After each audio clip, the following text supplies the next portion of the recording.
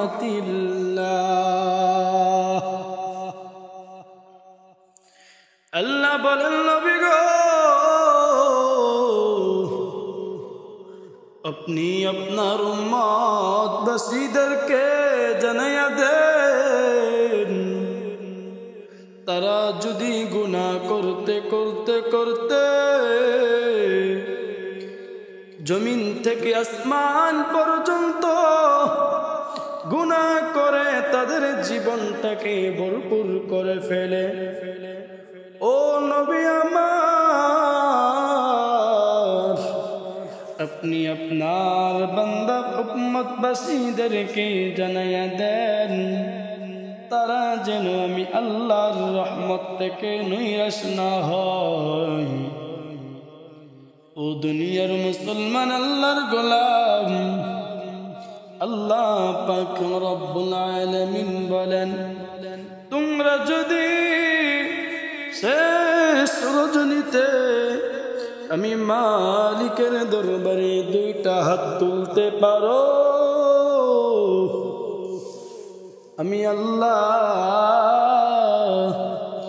ওয়াদা দিলাম তোমাদের জীবনের গুনাহগুলো মাফ করিয়া দিব। এ উম্মতের দল শুনো, আজকে তোমরা কিভাবে আল্লাহর দরবারে প্রার্থনা করবা? আজকে আল্লাহর দরবারে আমরা মাফ চাইতে পারি না। আল্লাহর নবী দুনিয়ার মধ্যে এত পরিমাণ নিষ্পাপ ছিলেন, যেই নবীর কোনো গুনাহ নাই, ওই এতিম নবী আমার আল্লাহর দরবারে এত পরিমাণ কান্নার আওয়াজ, সাহাবাই কেরাম ওই কান্নার আওয়াজ সহ্য করতে পারে না। আমার নবী দুনিয়ার মধ্যে নিষ্পাপ থাকা সত্ত্বেও আল্লাহর দরবারে চোখের পানি ফালাইয়া কান্না করতেন, মালিক তুমি আমাকে গুনাহ থেকে বিরত রাখো, তুমি আমাকে সকল ধরনের আপদ বিপদ থেকে হেফাজত করেন। আমার নবী যদি আমার আল্লাহর দরবারে চাইতে পারে, আজকে কেন তুমি আমি চাইতে পারি না?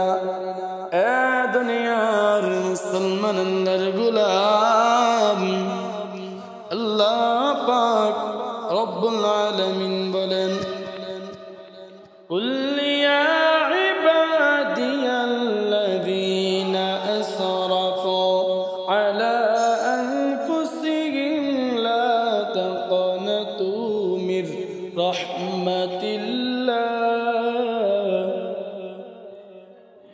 আল্লাহ বলেন নবী গো, আপনি আপনার উম্মতবাসীদেরকে জানাইয়া দেন স্পষ্ট ভাষায়, তারা যেন গুনাহ করে, তারা যেন এই কথা না মনে করে আমি গুনাহ করলাম, গুনাহ করার পর আমার আল্লাহ আমাকে ক্ষমা করবে না।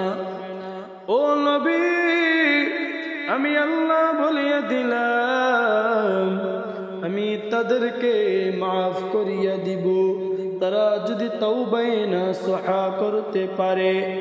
ইয়া আইয়ুহাল্লাযীনা আমানু তুবু ইলাল্লাহি তাওবাতান নাসুহা।